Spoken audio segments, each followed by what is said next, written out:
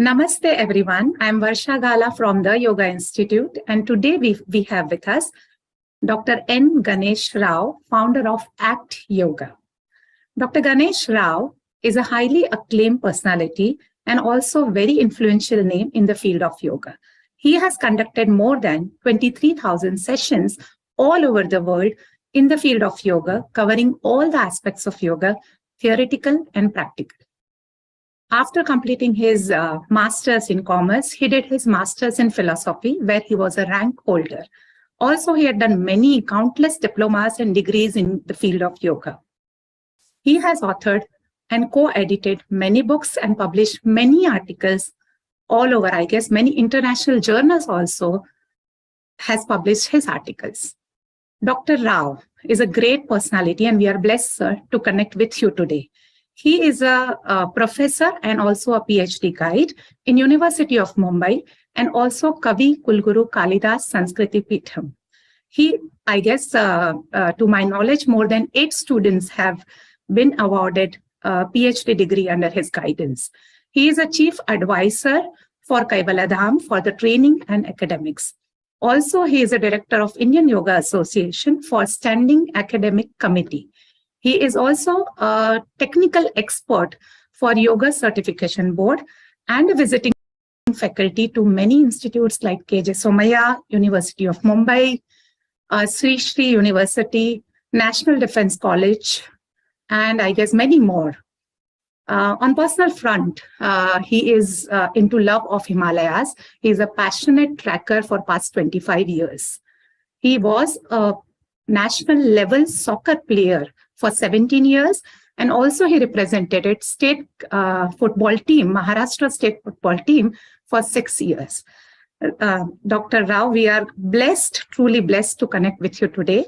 I offer you a warm welcome on behalf of the Yoga Institute, Dr. Hansaji Yogendra, and also Life Management Yoga Center, which is the first ever overseas branch of Yoga Institute, Life LMYCHK, Hong Kong, which is run by Hansaji and Dr. Jaydev's disciples, Romesh Ahujaji and Sangeeta Ahujaji. Namaste, sir.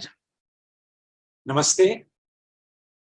Yes, sir. And today, when this year, the center, Hong Kong Center is completing 25 years. And on account of that, we are having series of interviews. And it is really a blissful evening for me to get connected to you and have your insights on significance of Patanjali Yoga Sutras. So, sir, my first question to you today is how important or how applicable it is in today's modern time.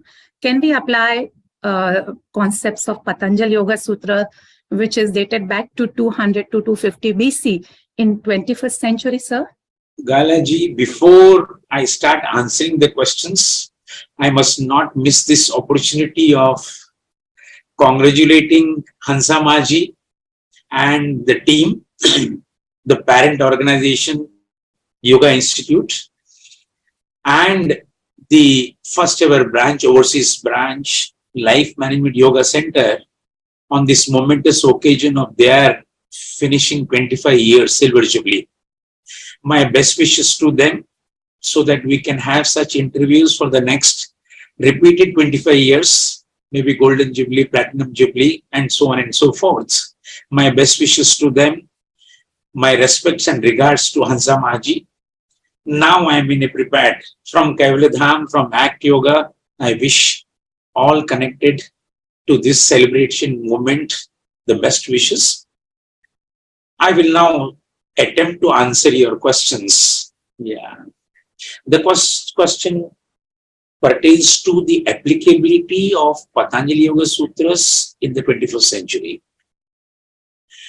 Yes, we all of us know that the origin of Patanjali Yoga Sutras is somewhere placed between 250 to 500 BC. That is about 2,500 years back. Having said that, Patanjali Yoga Sutras being the basic text of Yoga Darshana, and Yoga Darshana being one of the darshanas of India, like all darshanas except Charvakas, Yoga Darshana is an attempt to eliminate the sufferings or dukkha of human life. And coincidentally, fortunately, unfortunately, the dukkha continues to be the same, whether it is the 21st century or whether it was 2005 years back. As J. Krishnamurti used to say, the mind of the human being is the same, the problems of human being, physical and mental, are the same. So the relevance of Patanjali Yoga Sutras cannot be overemphasized. Also, the Yoga Darshana and Patanjali Yoga Sutras, the basic text of that, is probably a unique darshana because it is practice oriented. And one who has the blessing of dabbling with Patanjali Yoga Sutras for the last maybe 15 years, one can say without erring that every sutra of that 195 sutras of Patanjali Yoga Sutras is practice oriented. Every sutra. It's only a question of how much rich is your experience in life that you are able to abstract the practical relevance of that particular sutra. The second point is Patanjali's Yoga Sutras is totally mind oriented. Along with Sankhya Darshana, Yoga Darshana is considered as Indian psychology. So the whole Patanjali Yoga Sutras is understanding the human mind, controlling the human mind, and finally transcending the human mind. And all of us know that for human beings, it is the mind which is responsible for making a mess or a miracle of life. Most of the time it is the mess.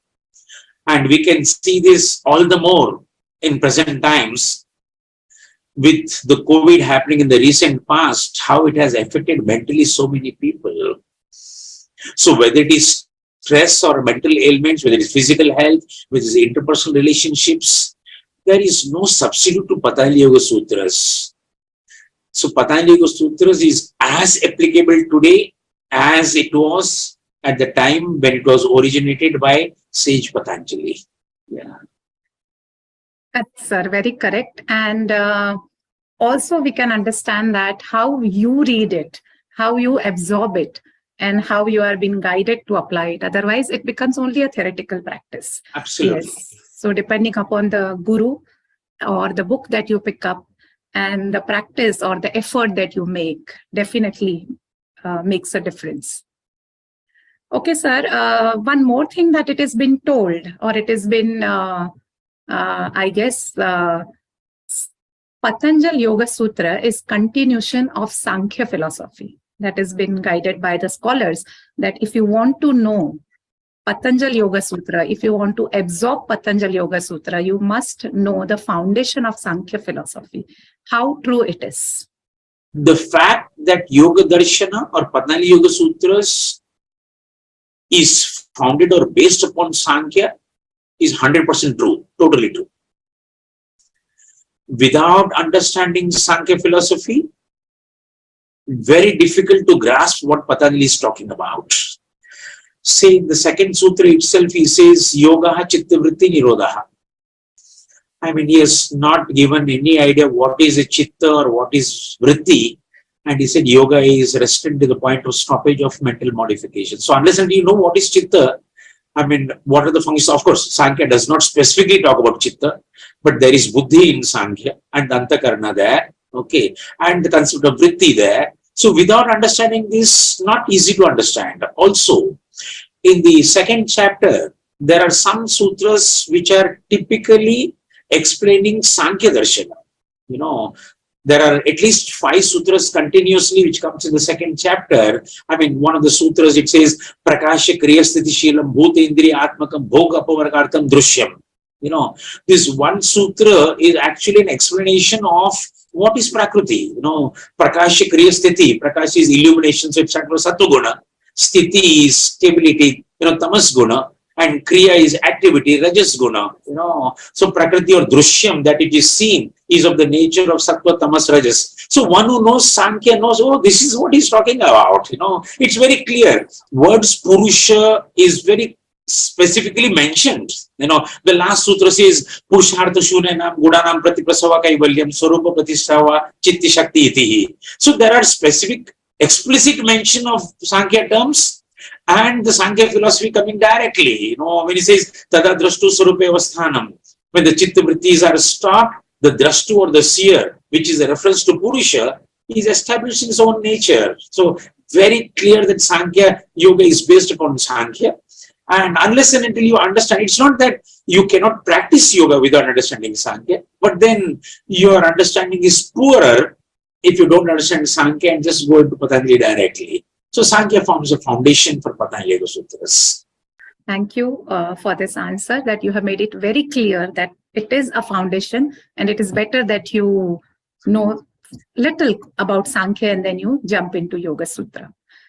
Sir, a modern student, so more than, I guess, 90-95% students are not knowing Sanskrit. Even if they try, they are just the beginners and it takes years to master Sanskrit language. So when they want to learn Yoga Sutra, and not everybody is fortunate to have gurus like you and Hansama to know Yoga Sutra. So if they are into some place where they just pick up a book and try to read Yoga Sutra, not knowing Sanskrit, and when reading one book, then reading another commentary, third commentary, fourth commentary, knowing that same concept of Patanjali Yoga Sutra is explained differently in each commentary, and the student at the end gets confused. To give you example, Samadhi, concept of Samadhi, or some other concept also. So how to help such student and how to go about it, sir? What is your guidance? This is very important. I had gone through it in the beginning before I attended your class. Your question is very, very, very relevant. Yeah. It is not only Sanskrit language which is a stumbling block. It's also your familiarity with philosophy also. Just understanding Sanskrit language and then going into Yoga Sutras, you will not understand Patanjali Yoga Sutras. So along with Sanskrit, you require philosophical background. Third, along with philosophical background and Sanskrit, you should be a yoga practitioner. Then only you will understand the term. Yeah. So yes, the main obstacle being Sanskrit language. This is not only of Yoga Darshana, but I suppose all our darshanas since ancient times, because the medium was Sanskrit language, this is a stumbling block for sincere students to understand. My only suggestion is that when you take up any book of Patanjali Yoga Sutras, probably it will help you if the sutras, you first understand every word meaning of the sutras and the literal translation of the sutras. That once you know that, the word meaning and the literal translation, then the second step will be to go towards the interpretations or commentaries given by so many authors. Also, having said that, there is no single book which one can suggest and say, look, read this book, you will understand. Yes. This is not that any book is, superior or inferior to other books. But the fact is that the understanding of Yoga Sutras is directly dependent upon the richness of your practice. So the more you practice, the more you experience, the more you are able to understand. And no one book will give an interpretation. This is not because the authors are not okay, they are not up to the mark. This is the richness of Sanskrit language. Yes. Because Sanskrit language is amenable to so many interpretations, it is a nightmare for one who does not know Sanskrit. It is a treasure for one who knows Sanskrit. So for a person who does not know Sanskrit, and even for any other person I'm talking about, one has to go through reading one book, understanding certain things, reading another book, understanding certain things, reading third book. You will ask me how many books. I can tell you, you will never come to a state where you say, I understand Patanjali Yoga Sutras. Because every now and then it surprises you. Oh, I have never seen this. I never saw this. Now it has stuck. That is the richness of Patanjali Yoga Sutras. So yes, Sanskrit is stumbling block. One has to understand the literal meaning of the words and the basic translation, then provide time for going through various translations and improving the intensity of the practices for understanding Patanjali Yoga Sutras. This is the only guidance I can give. There is no shortcut. Absolutely no shortcut. So just I don't think that you will you will be completely understanding Yoga Sutras in this birth. I think that the journey will go on for many births. Absolutely. Yes, sir. When maybe academic part of yoga, if student is joined some course and yam and niyams are explained in the class, the ethical part of Yoga Sutra.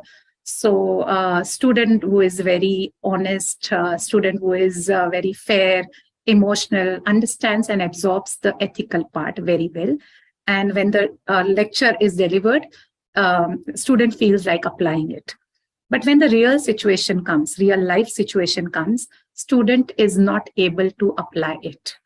So repeatedly it happens, and this is my personal experience with a student. Student shared this trauma that I'm trying to follow non-violence or satya, but I reflect on it a couple of times, I read it, but when the time comes, I'm unable to apply.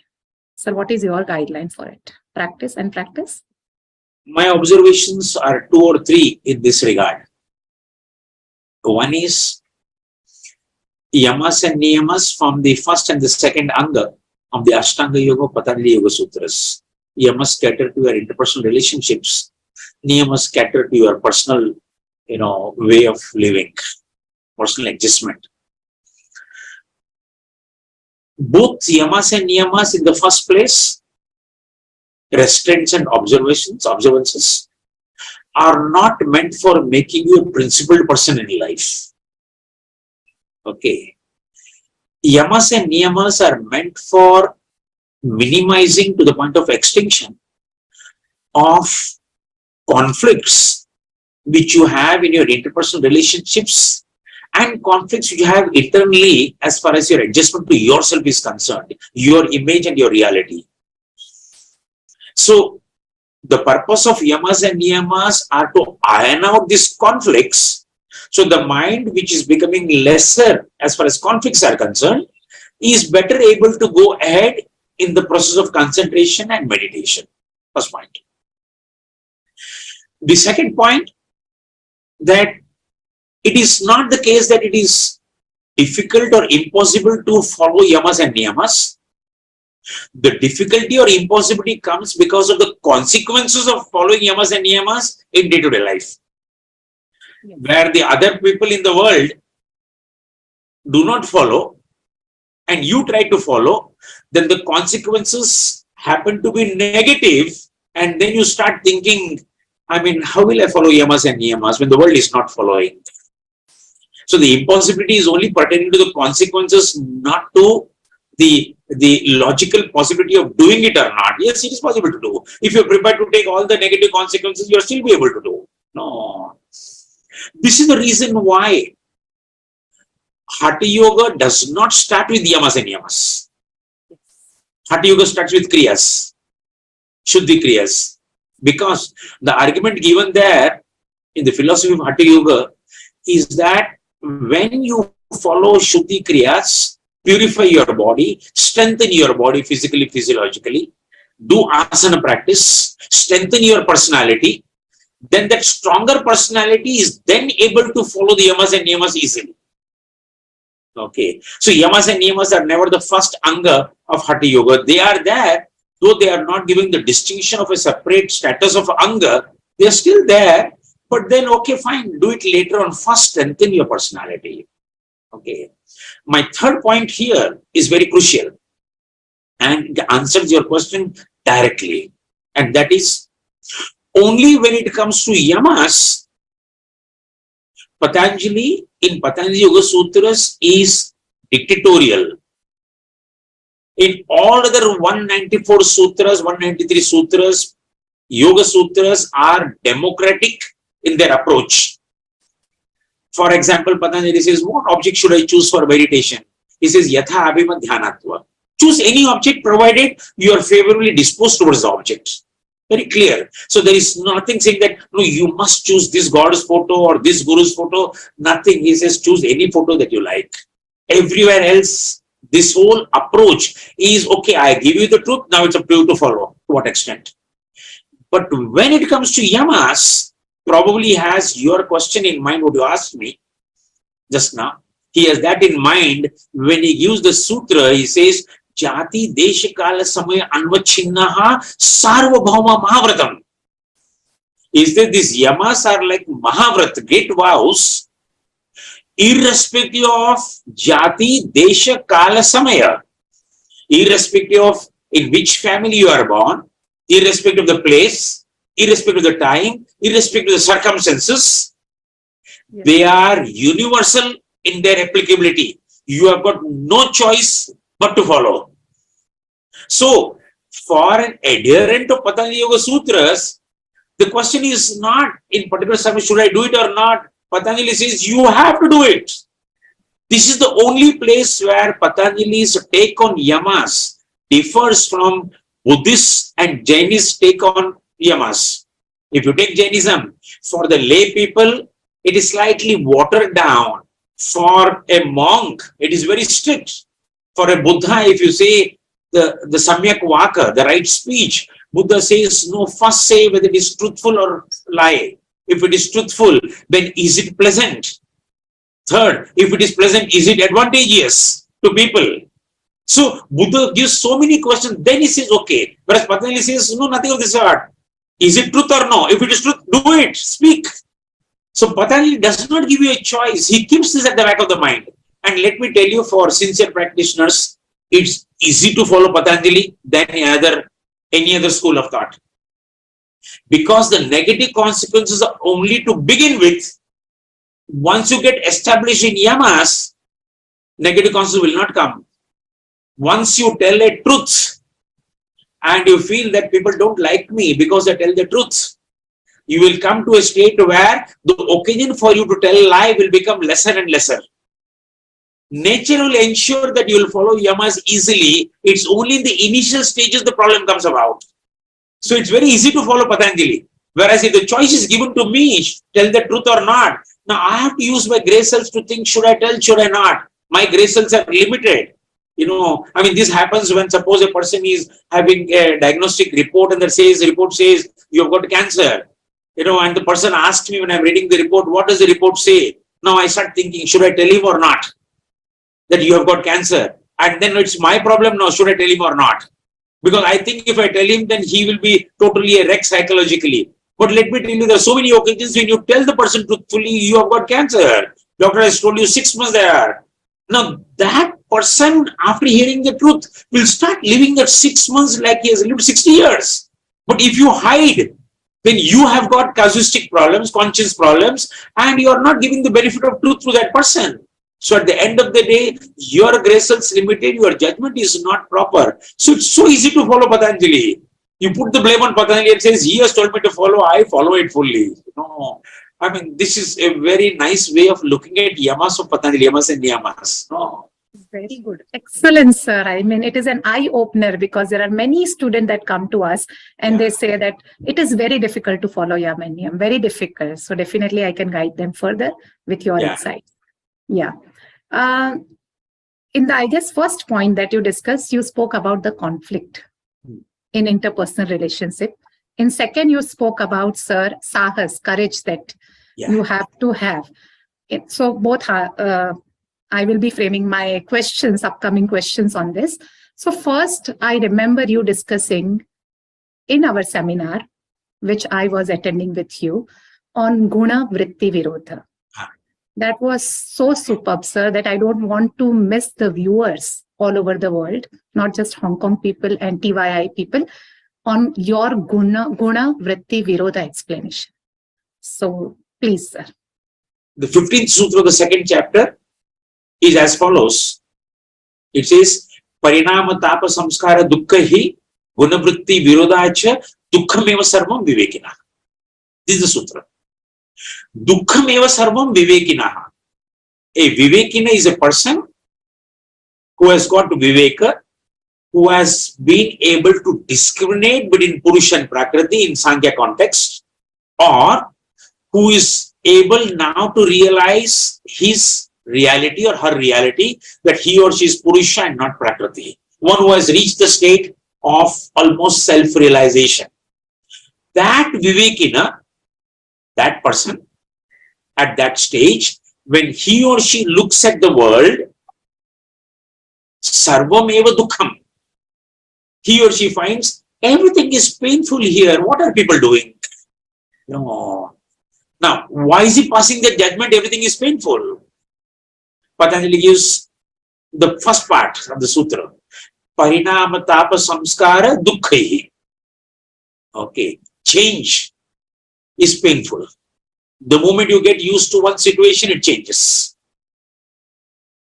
That change, which is inbuilt in the nature of the gunas are continuously changing. You cannot expect them to remain stable. Okay. That change brings about parinama tapa. Tapa is a bad state and anxiety, helplessness. What will I do? I am not able to hold. So the change, the helplessness at that change, samskara, every vritti, every karma that you do generates samskara. That samskara leads to another karma, another vritti, another samskara, another vritti. Your chain of life, death, rebirth, life, death, rebirth continues. And if you see human life is full of dukkha, inevitable dukkha, then this chain starts with samskaras. So samskaras lead to dukkha. So parinama tapa samskara dukkhi. Okay, fine. This is very easy to understand. But the second part is the master stroke of a psychologist par excellence. Yes.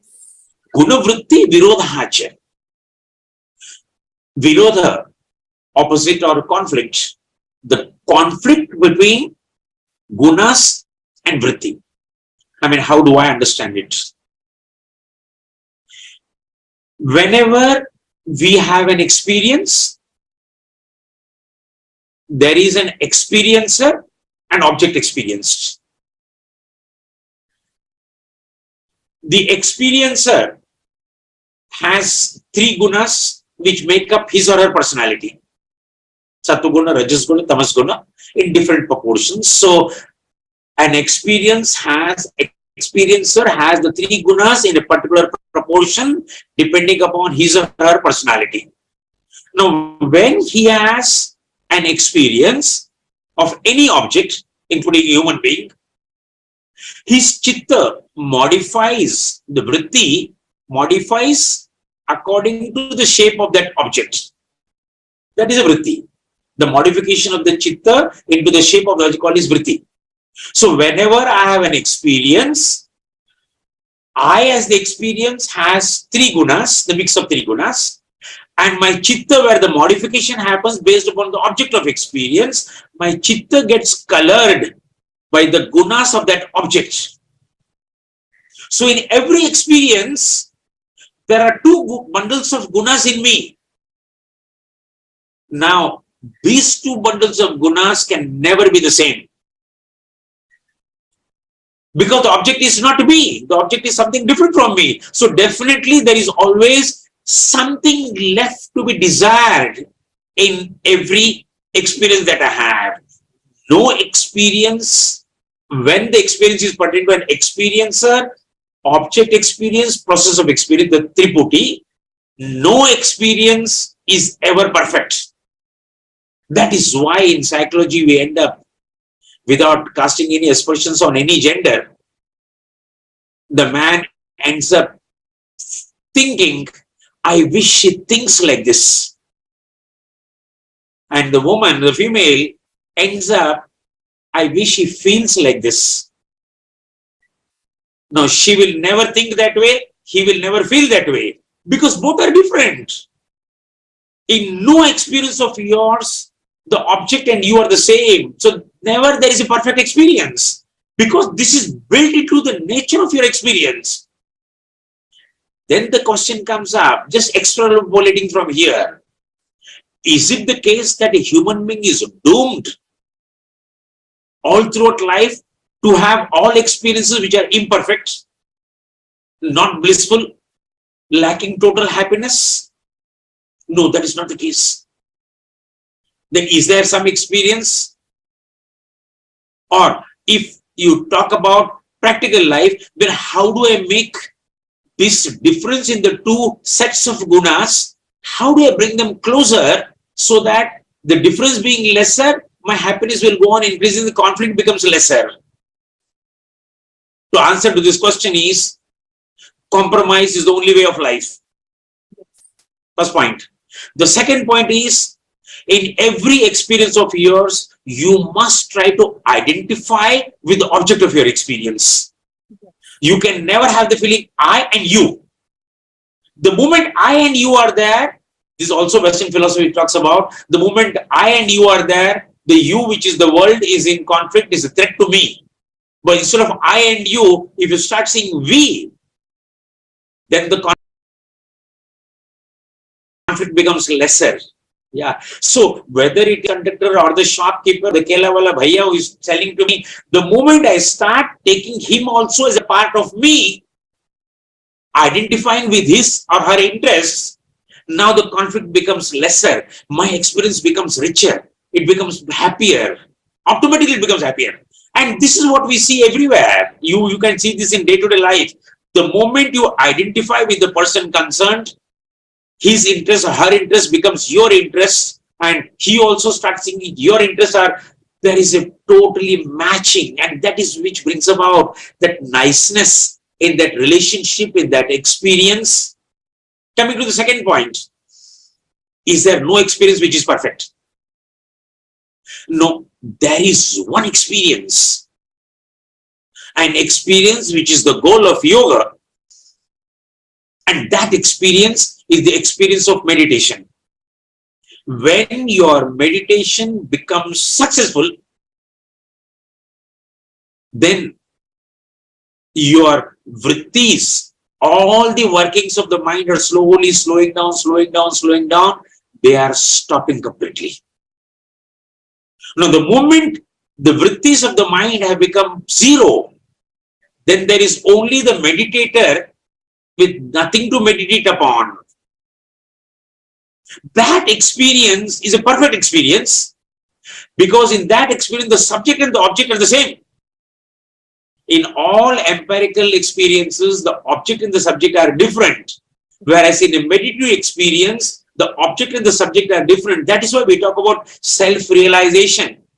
You cannot know your consciousness. You have to be consciousness. That being consciousness is the final meditative experience, which is the most blissful experience. And that is why not only in yoga, in all forms of spirituality, meditation is the highest practice, because it leads to bliss. And that is why we talk about Satchit Ananda. So that experience is there. So this sutra, this particular concept, Guna Vritti Virodha, is absolutely mind-boggling. One has to understand it and go towards it from the practical point of view. Okay, look, my problem in life is because of this. The moment I look at some person and see that that person is a threat to me, I can never be happy. I have to see that, no, that person is me. This is the Mahavakya in Advaita Vedanta Tattvamasi, that thou art. Yes. So that the essence in that person, the essence in you are the same. So on philosophical level, spiritual level, it is very clear. But at the empirical level, the problem is there. The Nama Rupa are different, and that is what is creating the conflict. So can I make the Nama Rupa also identify with yourself? Then it happens. Very beautifully explained, sir. I remember you saying, and I tried and applied it in one of the lectures. You said that whenever somebody is angry at you, think and reflect what guna he is dominant that particular time. And when you know this, sir, automatically your behavior and your reaction becomes totally positive. Absolutely. So, sir, and it is so applicable. I have tried and applied it. Yeah. And also one thing which always, whenever I listen to you, I get something new. The way we quote Patanjali, every time we get something new, every lecture of yours, I get something new. And what I got today is, it is going closer when not on the empirical level. Yeah. it is going closer to Vedantic philosophy of oneness. When you know that the other person is not different, same as me, and understanding the Vritti Virodha in that person, that you try to become one with it. So in a way, all, yes, sir. So beautifully explained, sir. Thank you so much on that. Yeah, sir. And next question is, as our more focus is on the modern application and the significance in a modern time, how applicable is Patanjali Yoga Sutra when we try to apply it to the schools, colleges, corporates, offices, and the human minds that are working under in these organizations? How applicable Patanjali Yoga Sutra is? Patanjali Yoga Sutras, as already I mentioned, are the basic text of Yoga Darshana. The Ashtangas of Patanjali Yoga Sutras, Yama, Niyama, Asana, Pranayama, Pratyahara, Dharana, Dhyana, Samadhi, the 8 limbs, they actually represent 8 dimensions of human personality. So they not only represent, for example, Yamas represents the social dimension. Along with the representation, it gives guidelines to strengthen the dimension of your personality. Similarly, if you take asanas, it represents mainly the physical part. So definitely when you do asanas, the anatomical, the structural part, the physical part is definitely strengthened. Of course, it got these effects on the physiology also. So each anga is a practice for strengthening that dimension. So Yoga Darshana, which provides 8 limbs of yoga, actually speaks about 8 dimensions and how to strengthen the 8 dimensions, by which you can infer that it leads to the development of a holistic personality, that every limb has to be catered to. Though these are called limbs, they also have a hierarchical nature in them. At least the first 5 limbs representing Bahiranga Yoga, they are instrumental in preparing for Antaranga Yoga. So Yamas, Niyamas, Asana, Pranayama, Pratyahara practices are done so that the practitioner is ready now to do Dharana, Dhyana, Samadhi, the 3 put together, which is called meditation. So the first 5 limbs are preparation for doing meditation.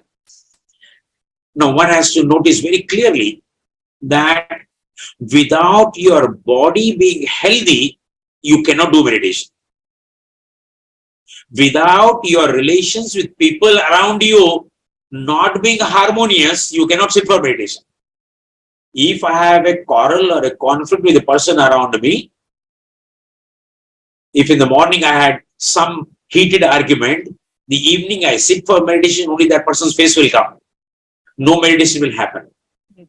So these 8 limbs are actually practices for developing a strong holistic personality. First point. The second point, if you look at the etymological meaning of yoga, the most suitable meaning, yoga comes from the word yuj samadhav. Yuj samadhav means yoga is equal to samadhi is equal to concentration. So if one word can explain what is yoga, then it is only this word called concentration. So all practices of yoga are geared towards making the mind capable of concentration. Of course, after making the mind concentrated, the final step is to transcend the mind. But concentration is the beginning, the alpha and omega of yoga. And if all yoga is meant for making you concentrated, then that concentration you can use in whatever field you are. So if a student is doing yoga practices, the mind which has got good powers of concentration will study well.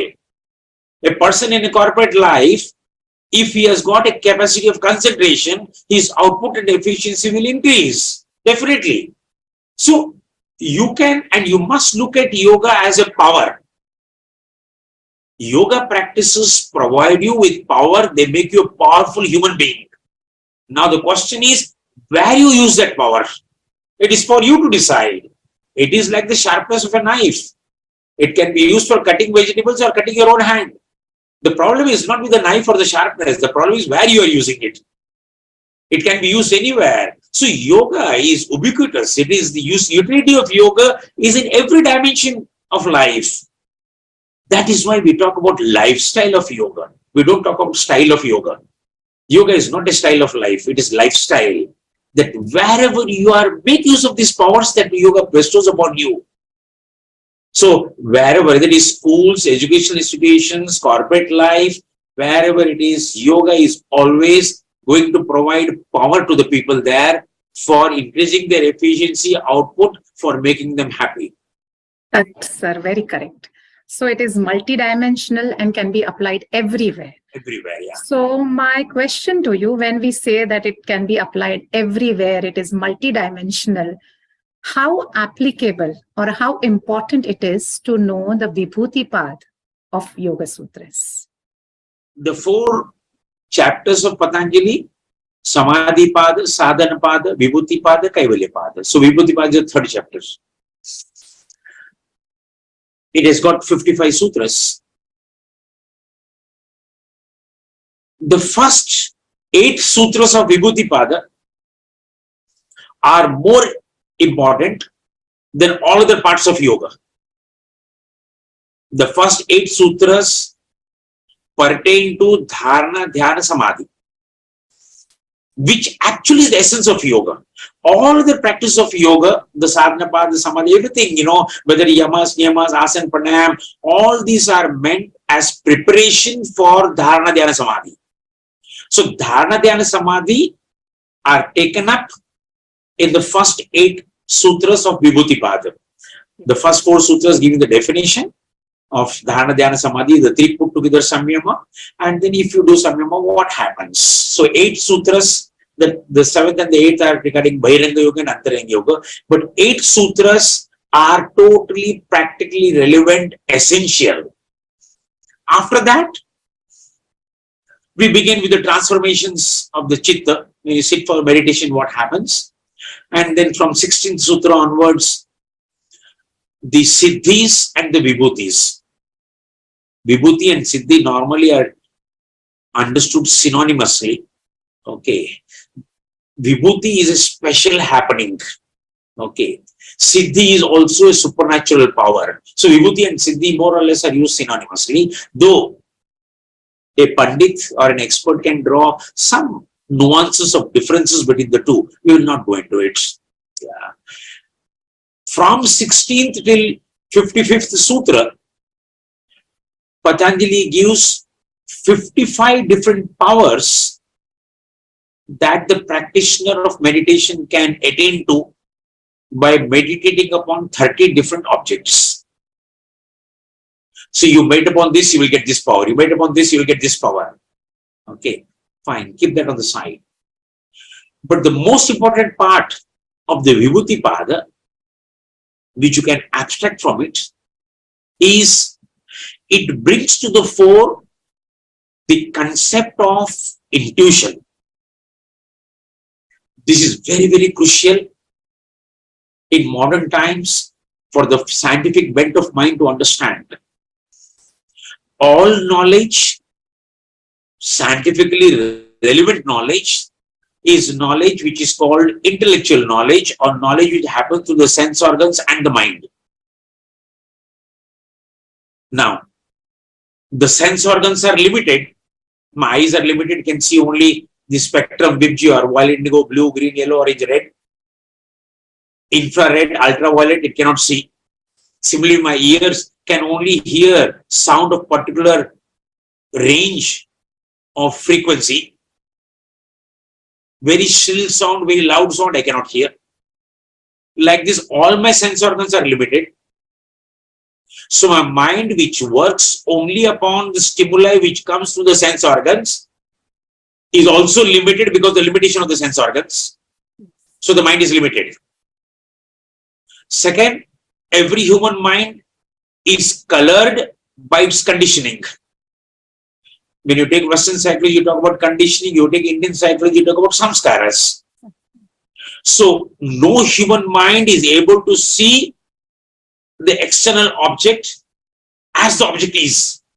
I see it from my point of view. What it means is my conditioning or my samskaras are distorting my experience. So all my knowledge coming from sense organs and the mind are limited and distorted. That is why mystics like Gurdjieff, J. Krishnamurti or Osho will say mind can never solve your problem. Because the mind is limited and distorted. It can never solve. And that is why they always talk about transformation of consciousness. Fine, we will not come to that. This limitation of the mind, distortion of the mind, happens because of the sense organs and the mind per se. Now, when you do dharana and the dharana becomes successful, becomes dhyana, the dhyana becomes prolonged, intense, and now becomes samadhi, sabija samadhi, the beginning state. In that sabija samadhi state, the limitations of your sense organs is bypassed because in your meditation, pratyahara has already happened. So no sense organs are involved.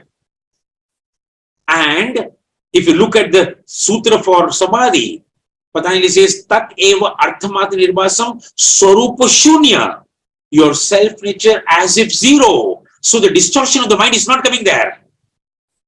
So in that state of Sabija Samadhi, the first state of Samadhi, where for the first time intuition happens, Arthamata Nirbhasam, the object on which you are meditating reveals itself. Now what it reveals its essence. How do you understand it? You are intuiting it. For the first time in the state of Sabija Samadhi, intuition happens. All siddhis and vibhutis of the Vibhuti Pada are intuitions. It intuits the essence of the object. So, in all forms of spirituality, where this sort of intuition is there, Patanjali refers to this intuition as Rutambhara Tatra Prajna. Patanjali differentiates between Jnana and Prajna, like in Indian philosophy. Jnana is intellectual knowledge, Prajna is intuition. Jnana leads to self-knowledge, Prajna leads to self-realization. So, Rutambhara Prajna means truth-bearing intuition. So, Indian philosophy transcends the limitations of intellectual knowledge and provides scope for intuition to happen. That intuition is what is explained in the Vibhuti Pada. So, you must go beyond the siddhis, which are very fascinating, very romantic to see. Oh, if I do this, okay, I can read somebody else's mind, or I can travel in air. All those are fine. But what it brings about is the concept of intuition. For the first time, intuition starts happening in the state of Sabija Samadhi. So, Vibhuti Pada is very critical to understand this. So, Indian philosophy is based upon intuition. That is why we start with Shraddha. You must have faith that this is possible. Western psychology is now slowly developing itself. Now they are coming to what we talk about parapsychology or ESP, extrasensory perception, or sixth sense, where they talk about telepathy, clairvoyance, clairaudience. All these are already given in Vibhuti Pada. And how it is happening is by developing their powers of intuition. So the Vibhuti Pada brings to the fore the concept of intuition, which is so very critical for the goal of yoga to be reached. Because consciousness, your Purusha, cannot be known. You have to realize it. How do you realize it? You are realizing by being it, by intuiting it, by being one with it. Samapatti. So the Vibhuti Pada is very critical from this dimension, from this point of view. That is the dimension to be followed, sir. And I guess most of the readers are looking at the Siddhi part of it. And not the intuition part of it. Very beautifully explained. I am very sure that all the viewers are getting bowled over by this and actually understanding the essence and the beauty of Vibhuti Pada. Beautiful, sir. And the last question for today, time is running and I don't want to stop asking you questions, but I know your other commitments. So last question, sir. Anybody who claim to be practicing yoga, more than 99% practitioners go to yoga studios and they say that I do 1 hour of yoga practice every day. How important is for them, not for the yoga students who are into yoga school to learn the yoga philosophy, but the practitioner, modern practitioner who goes to with the mat and yoga attire to the studio, how important is for them and how a teacher can involve philosophy in 1 hour class? Because it is very difficult to explain them yam and yam. Nobody comes to you for that. So what solution or what guideline you give to the teachers, yoga teachers, how they can weave this philosophy into their practice classes? What you're seeing is actually the case that is happening all over the world. In fact, going one step more than what you're saying, in the external world today, physical practices, mainly asanas, are identified with yoga. Yoga is equal to asanas. Yes. In a lighter vein, I can say that in 195 Sutras of Patanjali, 3 sutras are devoted for asanas. Yes. And 3 upon 195 is 1.53%. So only 1.53% of yoga is asanas. Whereas in the external world, yoga is equal to asana. So the misunderstanding is more than 97.4%. But having said that, when you do the practices without understanding the philosophy, it is not the case that you will not get benefits. But the benefit that you derive is not what the benefit is actually meant for by yoga practices. So your practice of yoga becomes enriched when you understand the philosophy, and not only enriched, your practices then start providing you with the benefits which actually are meant for from those practices. What we are doing today is that we are trying to make the byproducts of the practices and the end products. I will explain. For example, when you do asana practice, the body definitely will have its effects, even if you don't understand philosophy.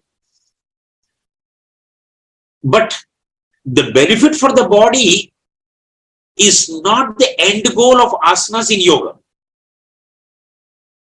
The end goal of asanas is how to sharpen the mind and how to release the conflicts from the mind. Patanjali says, by doing yoga practice, tatha dvandhana vighataha. By doing practices in the manner prescribed, you will not be assailed by conflicts. Yes. Now, when you do practice of asanas, the body will, as a byproduct, get physical benefits.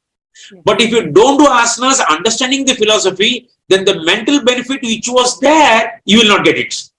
So your practices become poorer by not understanding the philosophy there. You are actually reducing, in this case, asanas to physical exercises. So if a person tells me, sir, I'm very fit because I do asanas every day. I said, what big deal? I said, go for a run, one hour jog in the morning, you will become fit. Play a game of football or badminton, you will become fit. Why you want to do asanas? No, asanas have got something more. That something more is what is available to you only by understanding philosophy. But having said that, my emphasis is not on the practitioners per se. My emphasis on the teachers of yoga. Whether the students want from you the philosophy or not does not matter. As a teacher, you must know the philosophy. Yes. Because out of 10 students who are coming to you for learning, there may be 1 or 2 students who will say, "Thoda barabar sikhaiye, teach me a little bit more." Even if you get 1 or 2 students and you are able to deliver to them the philosophy and the subtle truths behind the practices, you have done justice to yoga. Forget about justice, do justice to yourself as a teacher. You have done justice to yoga. Then you have disseminated yoga in the right spirit, the essence of yoga in the right manner to the right person.